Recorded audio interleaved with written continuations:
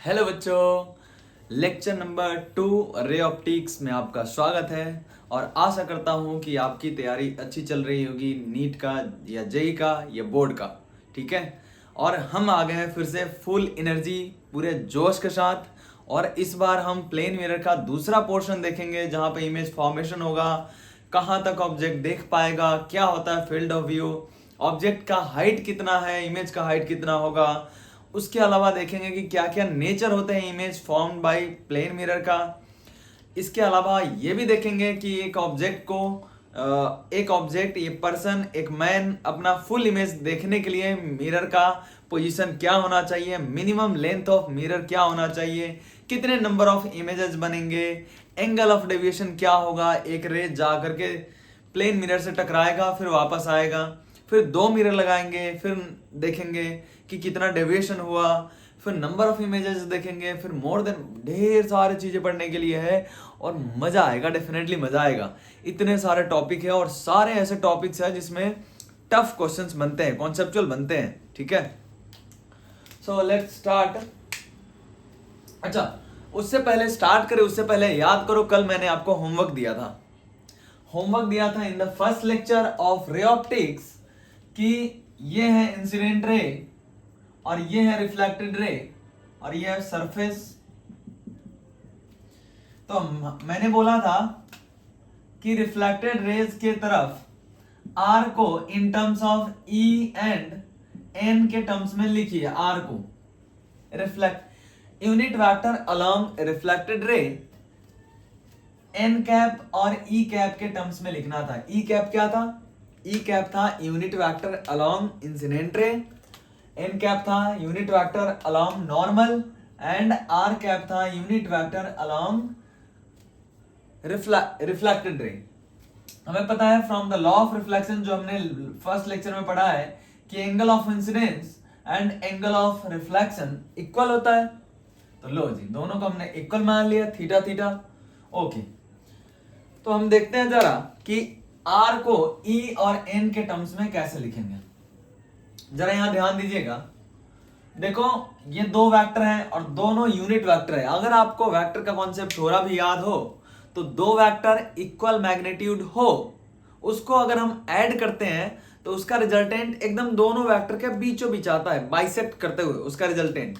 क्या अगर ये दोनों वेक्टर को हम ऐड करेंगे तो क्या बीचों बीच आएगा अलोंग द एन? देखो, रास्ता मिल गया ना।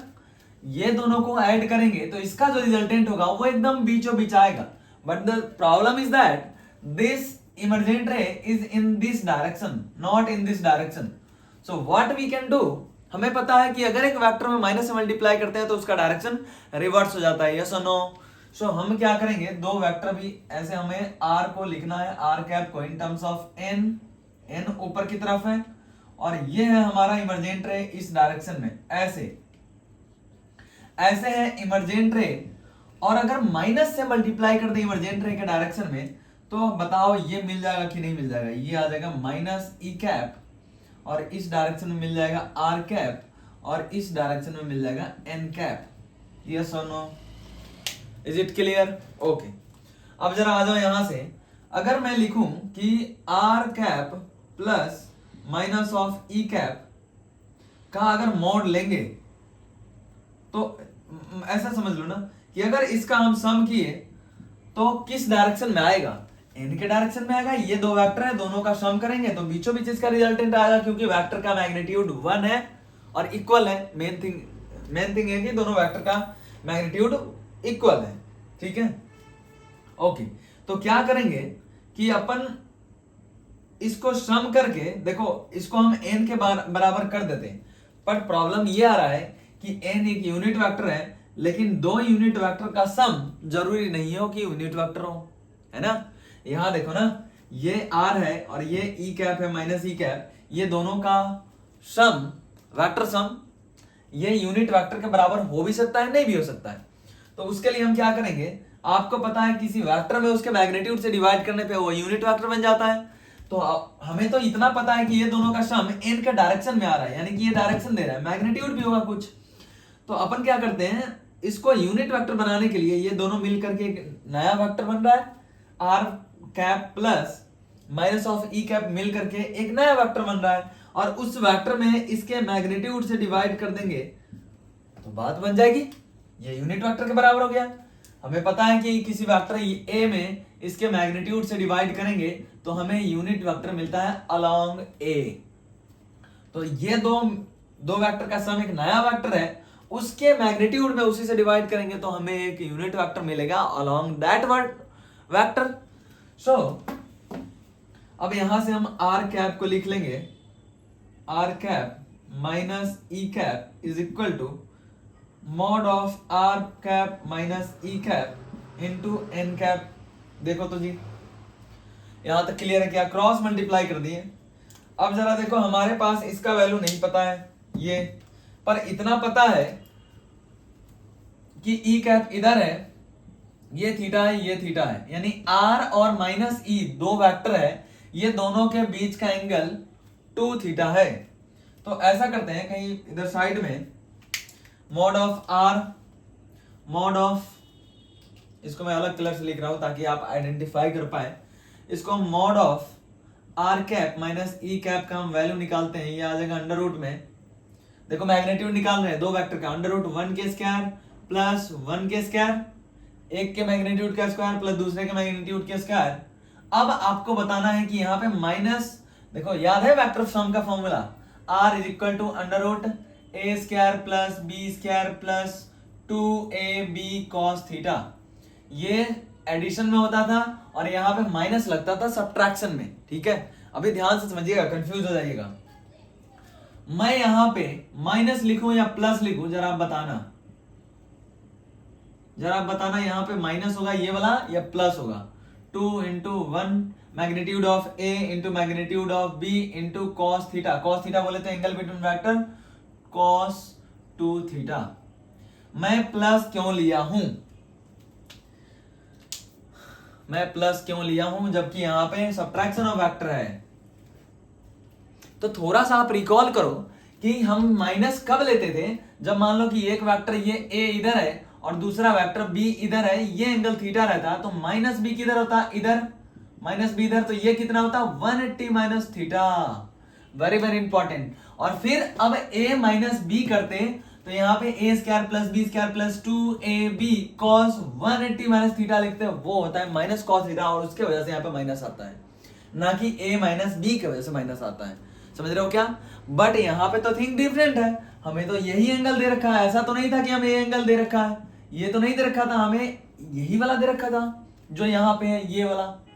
Is it clear?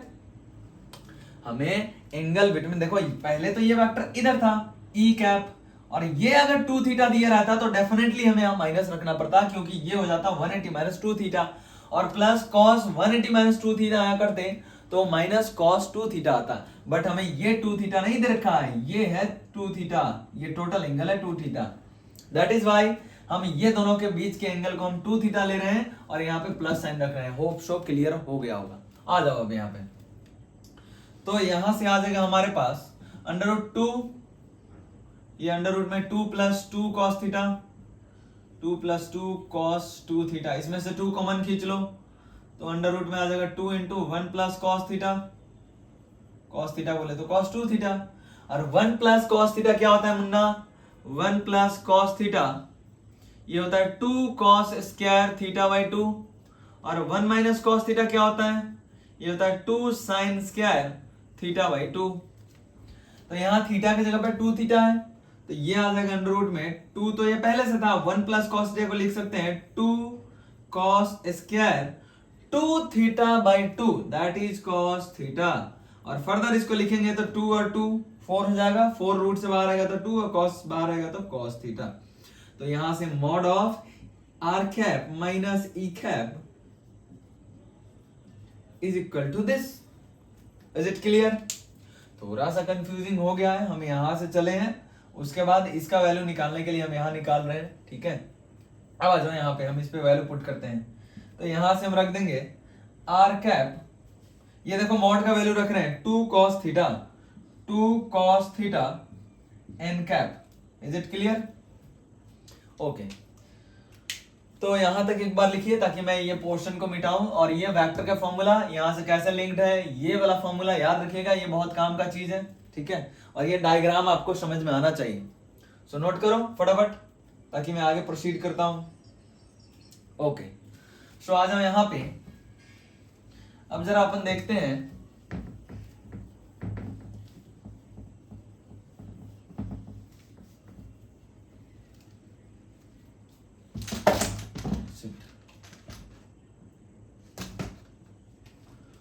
जरा अपन देखते हैं,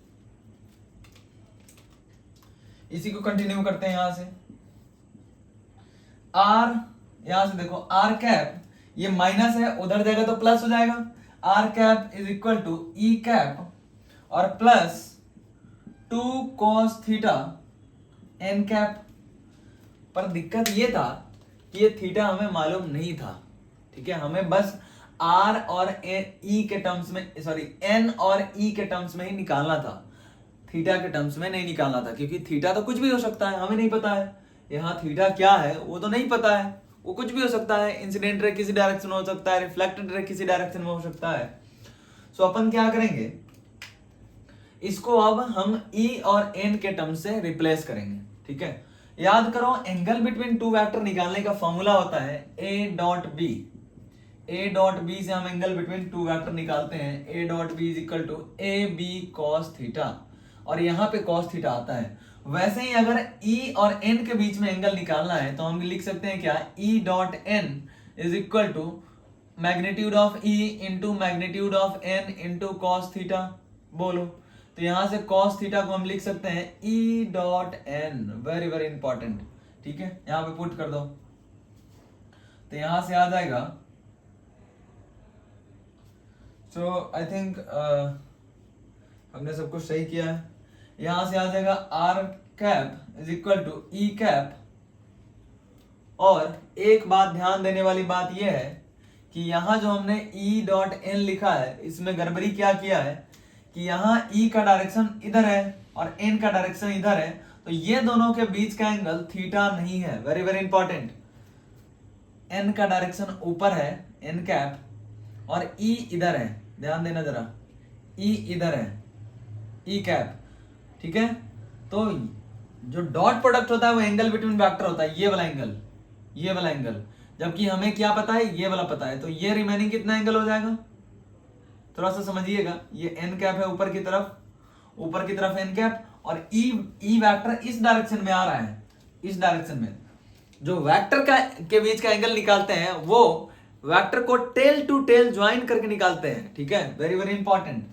तो इधर हेड चला गया, ये टेल है और ये भी टेल है, इसका दोनों का टेल यहाँ पे है, तो ये होता है एंगल। जबकि हमें ये थीटा है यहाँ वेरिएबल्स के टर्म्स में, तो इसको हम लिख सकते हैं 180 माइनस थीटा।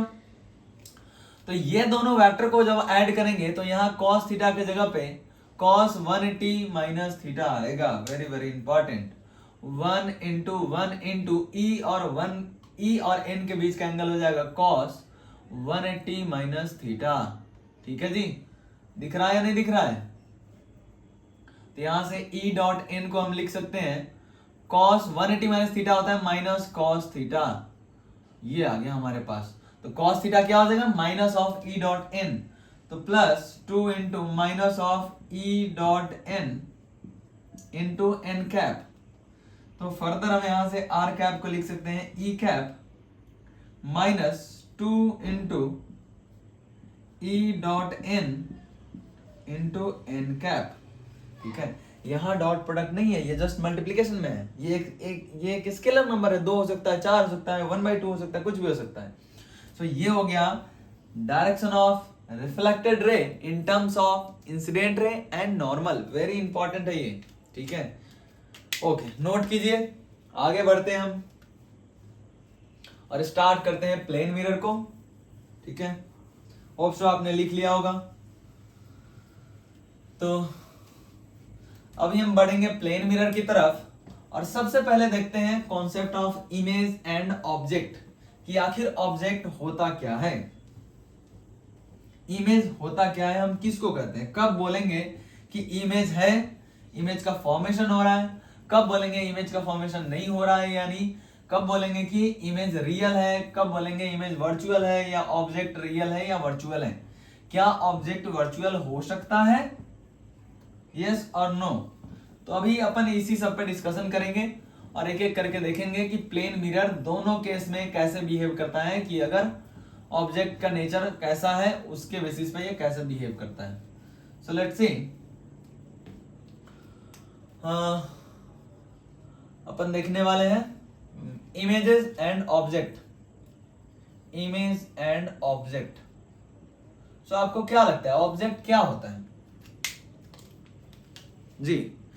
ऑप्टिक्स के टर्म्स में ऑब्जेक्ट वो होता है जिससे लाइट इंसिडेंट होता है, ठीक है, जिससे लाइट इंसिडेंट हो रहा है। मैं एक ऑब्जेक्ट हूं, मेरे से लाइट इंसिडेंट हो, मतलब मेरे से लाइट निकल रही है, आपके देखो कैमरे पे जा रही है इंसिडेंट रेज, फिर वहां से इमेज बन रही है और फिर आपके फोन में वो इमेज इलेक्ट्रिकल सिग्नल के थ्रू जो भी है ट्रांसमिट होकर के बन रहा है वहां पे, फिर वहां से जो मेरे इमेज का लाइट है वो आपकी आंखों पे जा रही है, फिर वहां उसका इमेज देख पा रहे हो।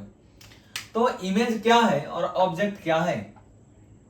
ऑब्जेक्ट मान लो बेसिकली जैसे आप क्लास 10th में पढ़े होगे कि ये अगर मिरर है और यहाँ पे ऑब्जेक्ट रख रहे हैं तो इसे हम रेज ऐसे निकालते थे और ये भी देखते थे कि जो इमेज बनाना है तो मिनिमम 2 रेज को हम रिफ्लेक्टेड रेज को ड्रॉ करते थे और उसका इंटरसेक्शन देखते थे। तो बेसिकली इसके ये तो ही हो गया इंसिडेंट रे, ये तो इंसिडेंट रे है मिरर पे, यानी ऑब्जेक्ट से जो ओरिजिनेट हो रहा है इंसिडेंट रे ऑप्टिकल डिवाइस की तरफ। तो इस रे जो है इंसिडेंट रे, इसके पॉइंट ऑफ इंटरसेक्शन को हम बोलते हैं ऑब्जेक्ट।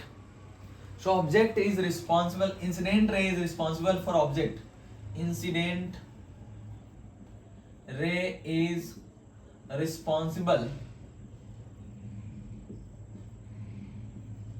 For object. कहने का मतलब यह है कि जो ऑब्जेक्ट होता है, ऑब्जेक्ट वो होता है पॉइंट ऑफ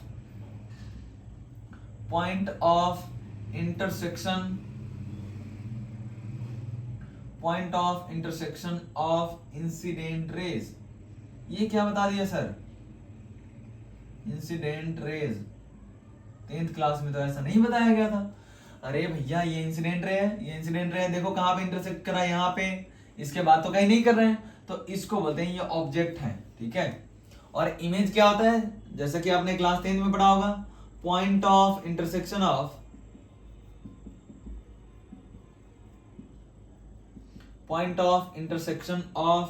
रिफ्लेक्टेड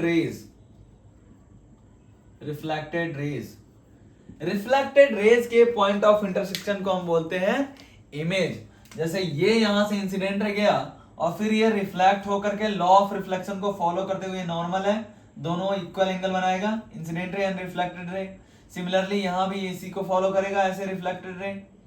और ये देखो ये दोनों रे जो है रिफ्लेक्टेड रे, इसको बोलते हैं इंसिडेंट रे। जो मिरर पे गया, ऑप्टिकल डिवाइस पे जो रेज जाती है उसको बोलते हैं इंसिडेंट रे। और ऑप्टिकल डिवाइस से जो दूर जाती है, अवे फ्रॉम ऑप्टिकल डिवाइस, उसे रिफ्रैक्ट होकर के या रिफ्लेक्ट होकर के जाती है, उसको बोलते हैं रिफ्लेक्टेड या रिफ्रैक्टेड रे।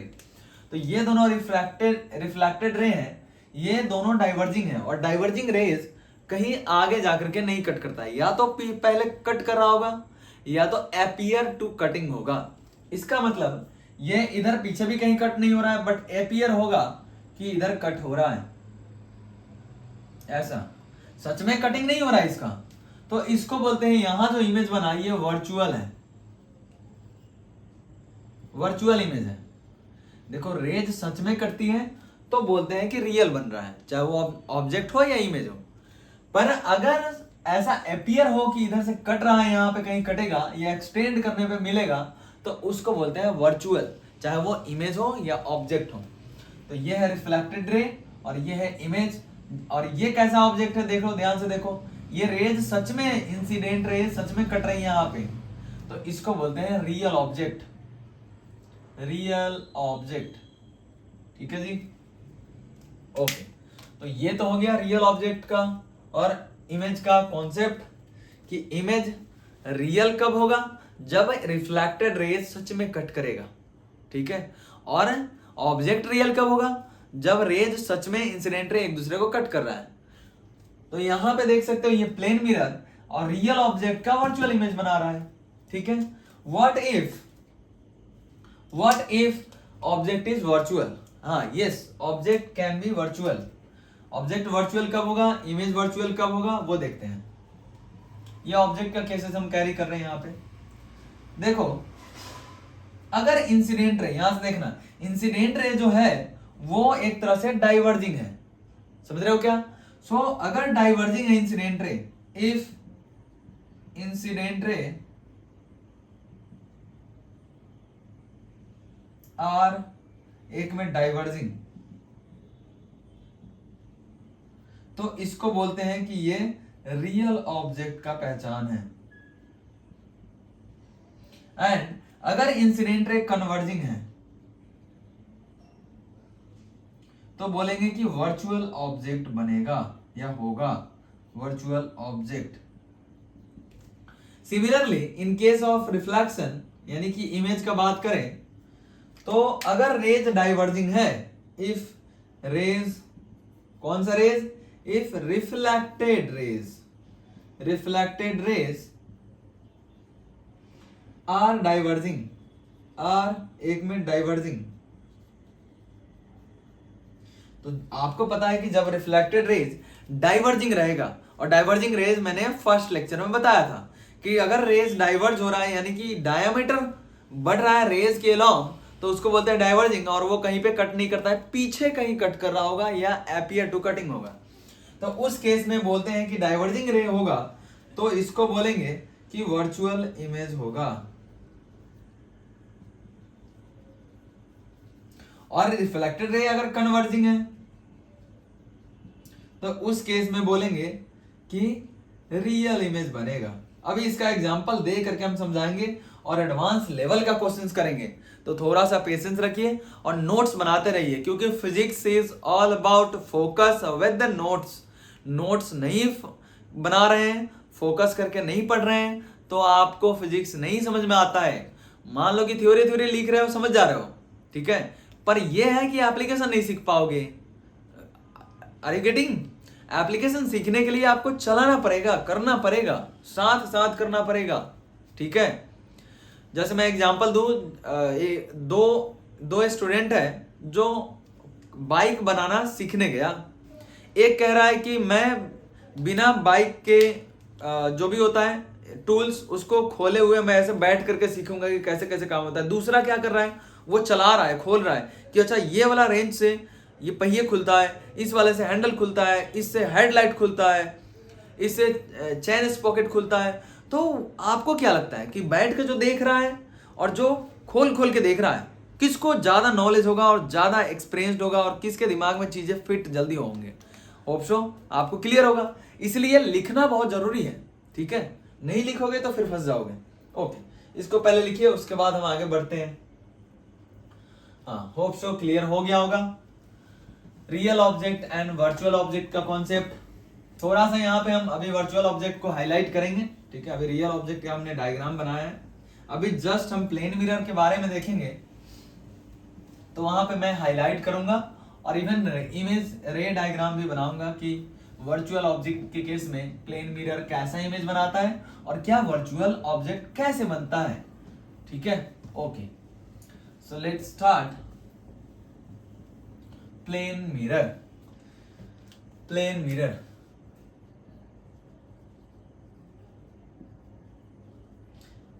प्लेन मिरर, प्लेन मिरर क्या है जी? ऐसा कहा जाता है कि प्लेन मिरर भी एक तरह का स्फेरिकल मिरर है। अरे ये क्या बात हुआ? Plane mirror a type of spherical mirror, a type of spherical mirror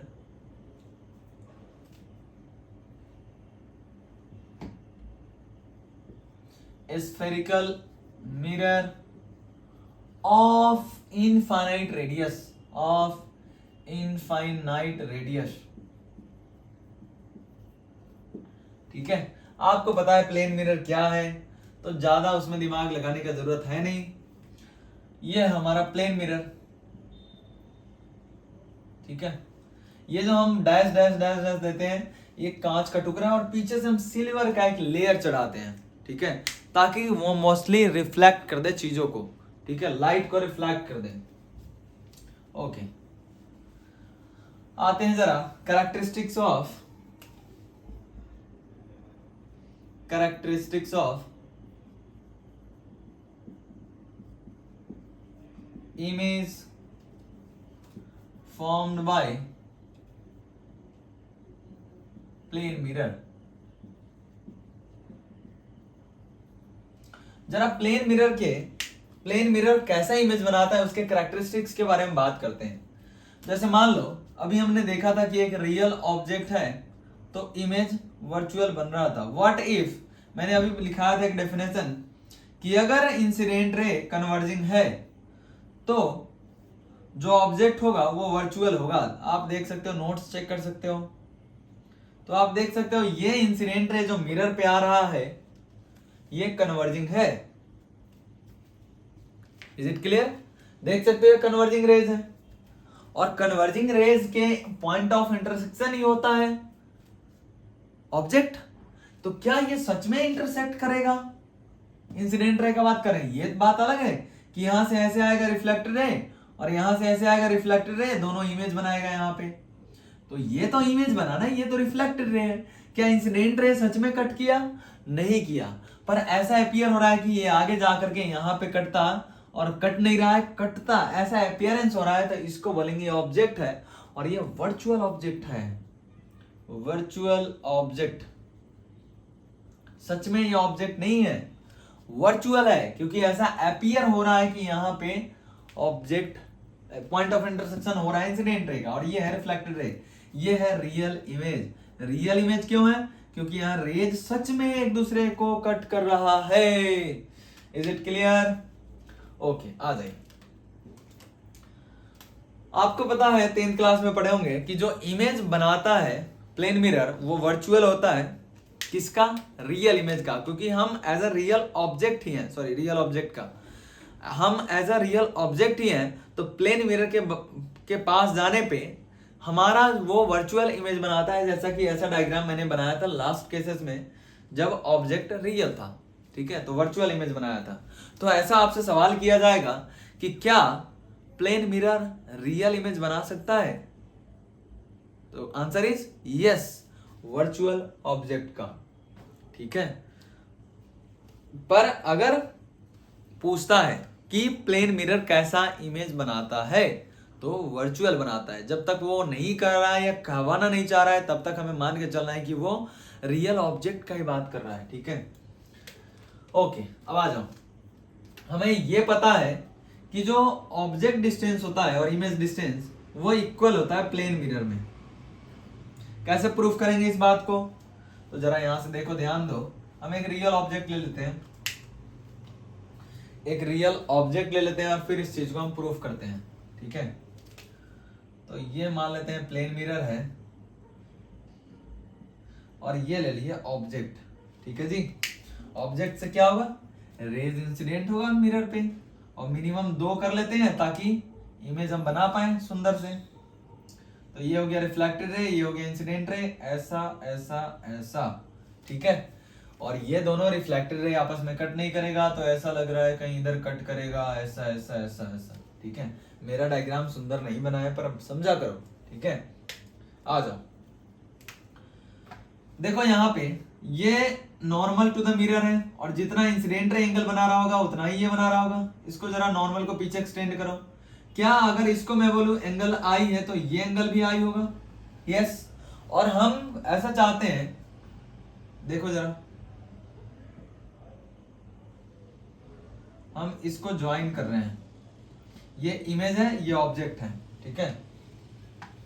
अब जरा देखना, हम 2 रेज कुछ ऐसा चूज किए कि मिरर पे जो नॉर्मल है वो इक्वल एंगल बना रहा है, ये भी आई बना रहा है, ये आई है, तो क्या ये भी आई होगा?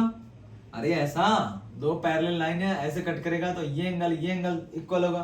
तो वही तो कह रहे हैं, ये एंगल इक्वल होगा और ये भी आई के बराबर होगा। अच्छा जी, तो क्या ये भी आई के बराबर होगा? और ये आई के बराबर हुआ तो ये भी आई के बराबर हो गया, ये भी आई के बराबर हो गया। अब देखो जरा, यहां से अगर ये आई है तो ये कितना हो गया 90 माइनस आई, ये कितना हो गया 90 माइनस आई, ये कितना हो गया 90 माइनस आई। अब जरा किसी भी दो ट्रायंगल में देखो, या ऊपर वाला में दोनों में देखो, ठीक है, इसमें देखो ये एंगल सेम है और ये एंगल आई है, ये एंगल भी आई है, तो दो एंगल सेम है ऊपर वाले ट्रायंगल में।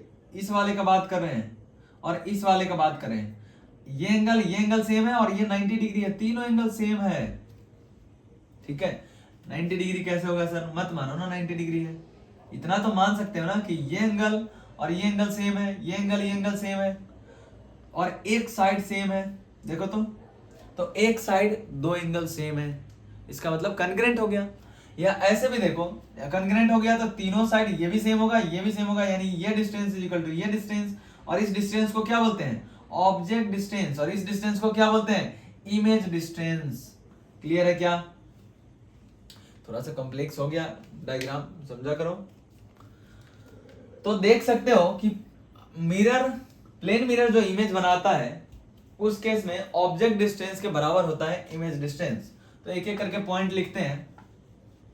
उससे पहले अगर आपको थोड़ा सा आइडिया हो कि अगर ये प्लेन मिरर है, एक और डायग्राम बना रहा हूं, देखना जरा, ये अगर प्लेन मिरर है और यहां पे हमने एक ऑब्जेक्ट रख दिया, ऐसा एक ऑब्जेक्ट रख दिया ऐसा, तो ये इमेज कैसा बनाएगा, जो ये ऑब्जेक्ट है इसका जो नजदीक का पार्ट है इसका इमेज कहीं नजदीक में बनाएगा यहाँ पे, और जो दूर वाला पार्ट है ये इसका इमेज कहीं इधर बनाएगा, जो ये वाला पार्ट है इसका इमेज कहीं यहाँ बनाएगा।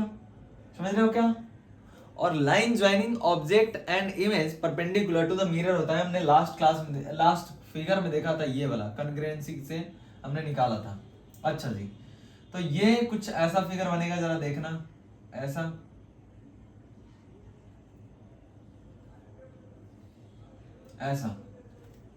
ठीक है। तो आप देख सकते हो, थोड़ा सा और मैं इसको एलिबरेट करूंगा कि जैसे मान लो कि हमारे पास ऐसा ऑब्जेक्ट है, तो इसका इमेज कैसा बनेगा, ऐसा बनेगा। देखने में सीधा लग रहा है, पर ये इसको बोलते हैं actually lateral inversion.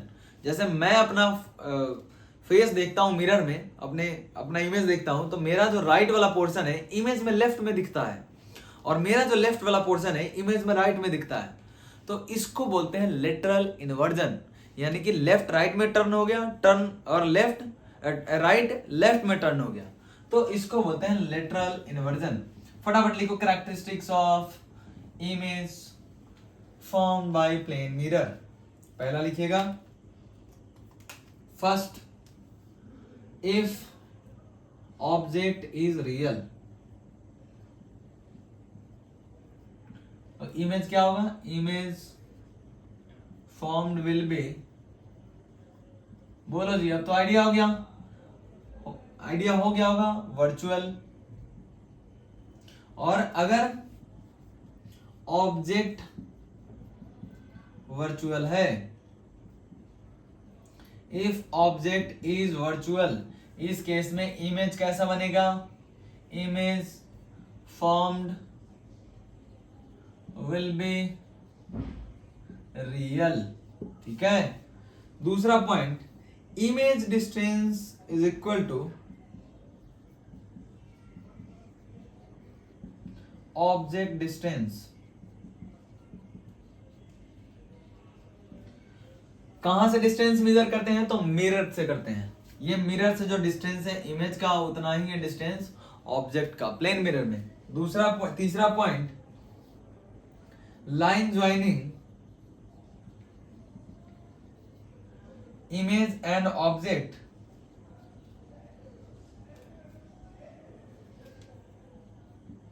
are perpendicular to plane of mirror.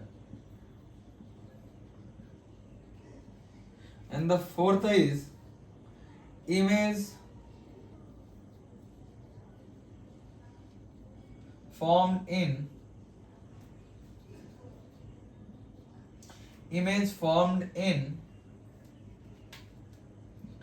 plane mirror suffers lateral inversion. Lateral inversion मतलब समझ गए क्या? लेफ्ट राइट में टर्न हो जाएगा और राइट लेफ्ट में टर्न हो जाएगा। फटाफट इसको लिखिए, फिर आगे बढ़ते हैं।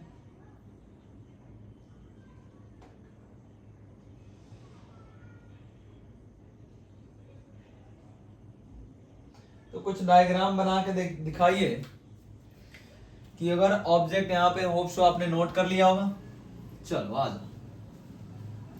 प्लेन मिरर से ही हम इमेज फॉर्मेशन अभी देख रहे हैं। अभी क्वेश्चन बहुत बढ़िया बढ़िया बनेगा और आपको ये भी दिखाएंगे कि जे एडवांस कैसे पूछता है इस पोर्शन से, जबकि मेंस उतना नहीं पूछता है, नीट में उतना नहीं पूछा है। पर अब इस बार नीट का मुख मोड़ गया है। नीट का कोई भरोसा नहीं है, वो पूछ सकता है प्लेन मिरर से। ठीक है, तो अपन अभी देखेंगे, थोड़ा सा प्लेन मिरर के बारे में देखते हैं। मान लो अभी हमने देखा कि अगर object in front of mirror है तो इमेज बन रहा है। What about this? अगर ऑब्जेक्ट यहां है तो क्या ये प्लेन मिरर इमेज बनाएगा? यस और no? Draw ray diagram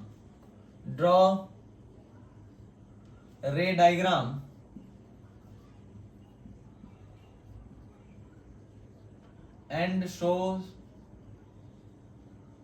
whether image will be formed or not। Image का फॉर्मेशन होगा या नहीं होगा आपको बतानी है। ठीक है, उसके बाद एक दो और ड्रॉ कर दीजिएगा। ये तो फर्स्ट है, यहां पे दूसरा है। पहले फर्स्ट वाले का बताइए कि क्या होगा।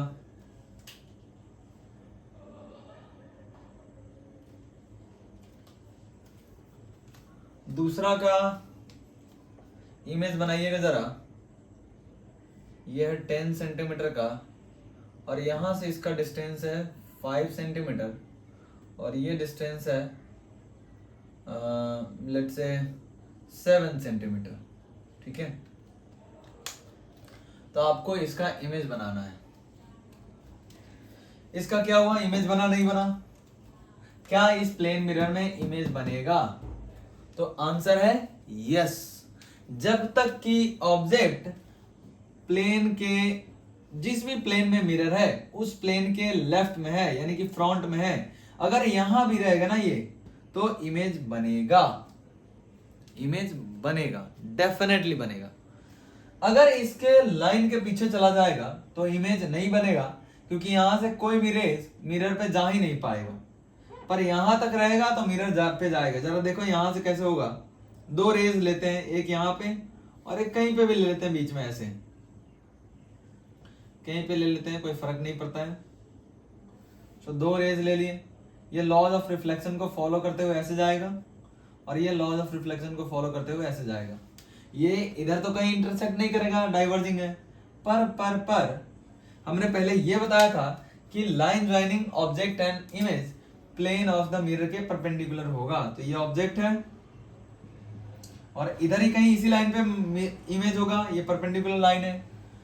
तो भैया इसी को लाइन को ड्रॉ कर दो थोड़ा सुंदर से, और क्या, ऐसा। ये ऑब्जेक्ट डिस्टेंस है यहां से यहां और ये है इमेज डिस्टेंस। ठीक है, तो इमेज बना यहां। देखो इसमें ज्यादा आपको कंफ्यूज होने का जरूरत नहीं है। अगर ये ऑब्जेक्ट मान लो कि कोई पर्सन है यहां पे रहता तो ये खुद का इमेज देख पाता, क्योंकि यहां से जो रेज जाता मिरर से परपेंडिकुलरली जा करके फिर वापस आता है इसके आईज पे और ये देख पाता अपने इमेज को। पर यहाँ पे क्या है कि सारे रेज इधर चला गया, ऊपर चला गया, इसके पास वापस आया ही नहीं, तो ये अपने इमेज को नहीं देख पाएगा। ठीक है, कौन देख पाएगा, कहां देख पाएगा, अभी हम एक टॉपिक पढ़ेंगे फील्ड ऑफ व्यू, उसमें हम देखेंगे। चलो इसका इमेज ड्रॉ करो, है ना, बड़ा आसान है।